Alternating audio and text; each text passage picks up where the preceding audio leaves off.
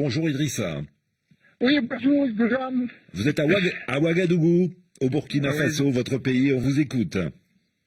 Monsieur Graham, vendredi dernier, des manifestations ont eu lieu à Ouagadougou pour réclamer notamment le départ des forces françaises du territoire burkinabé. Je voudrais savoir, à ce jour, quelle est la réaction française à la suite de ces manifestations? Et deuxièmement, est-ce que la France entend retirer sa présence militaire du pays?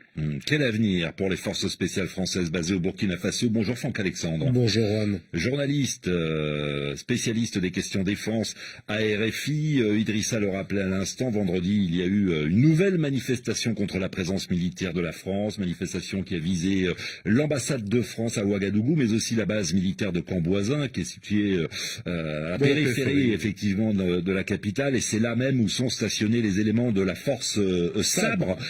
La France a évidemment réagi à la suite des manifestations. Oui, bien sûr, parce qu'elles ont passablement irrité Paris. Et au-delà des manifestations de vendredi, ce qui a provoqué l'ire des autorités françaises, ce sont les vives critiques du Premier ministre du Burkina Faso à l'égard des partenaires internationaux, formulées dans la foulée samedi. Et les relations n'ont pas toujours été loyales, a-t-il lancé, sans citer personne. Il n'empêche, la réaction française n'a pas tardé. Le départ des forces spéciales françaises qui stationnent donc à Camboisin est sur la table. Évoquer un départ de Sabre, c'est une façon de mettre la pression sur le capitaine Traoré, dit-on, dans l'entourage du ministre des Armées. La France pourrait-elle donc se retirer ou retirer sa présence militaire? Ce n'est pas si simple. Sabre, c'est un petit contingent, à peu près 300 opérateurs, mais c'est un objet militaire particulièrement sensible.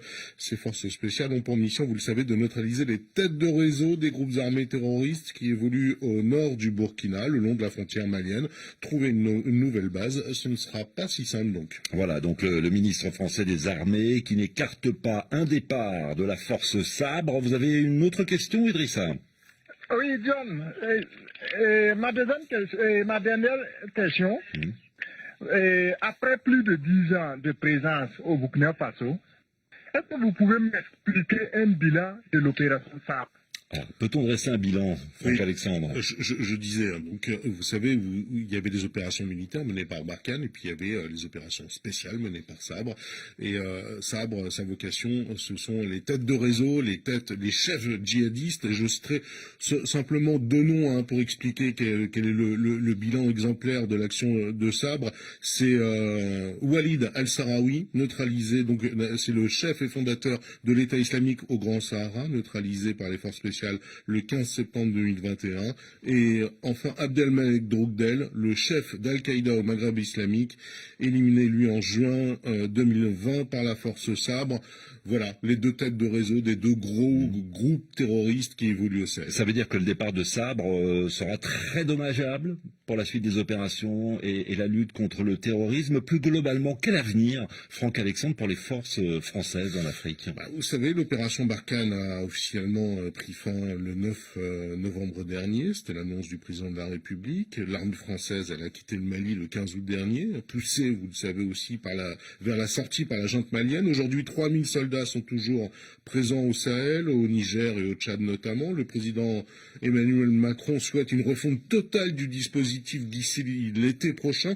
Désormais, l'accent sera mis sur une présence militaire plus légère, plus discrète, davantage tournée vers la formation des armées locales. Il n'est plus question, a indiqué récemment le ministre des Armées Sébastien Lecornu, de lutter contre le terrorisme à la place de nos partenaires, mais de le faire avec eux, à leur côté, mais en tout cas plus en première ligne.